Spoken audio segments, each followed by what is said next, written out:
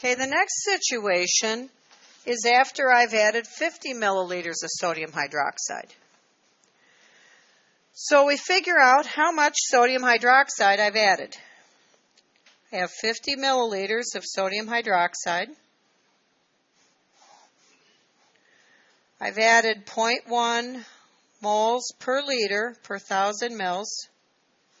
So that's equal to 0.00500 moles of sodium hydroxide added. Now, how does that compare to what was in my beaker to start? It's exactly the same amount, right? I had 0.005 moles of HCl in my beaker. Now I've added 0.005 moles of sodium hydroxide. So what has happened now? It's all used up. So what's in my beaker? Sodium ions, chloride ions, and water. So what's my pH? 7. Do I need to do any math? No. So at this point, I'm at the equivalence point.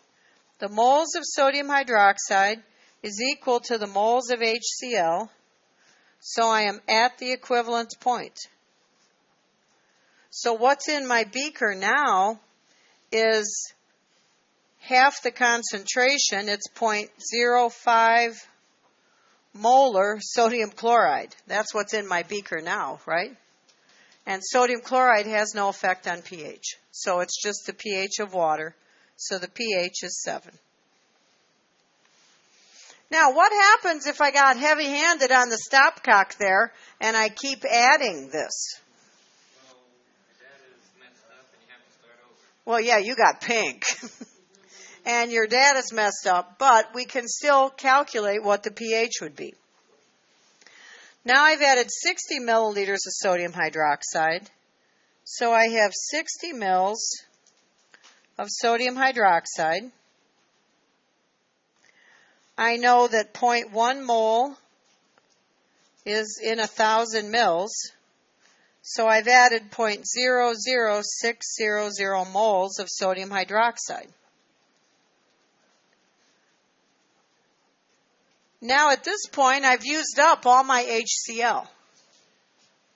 Because now the HCl that I had is gone and I have extra sodium hydroxide. So I have 0.006 moles of sodium hydroxide minus the 0.005 moles that was used up by the HCl. So I have 0.001 moles of sodium hydroxide left.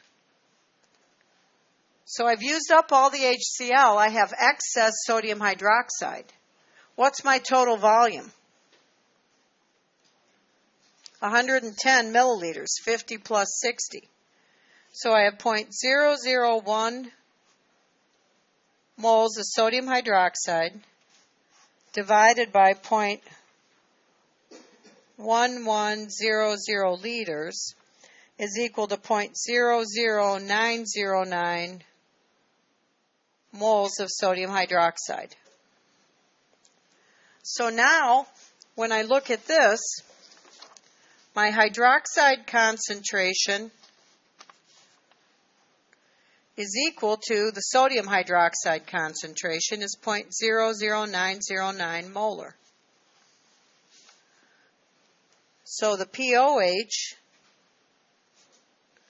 is equal to minus the log of 0.00909 molar is equal to 2.041.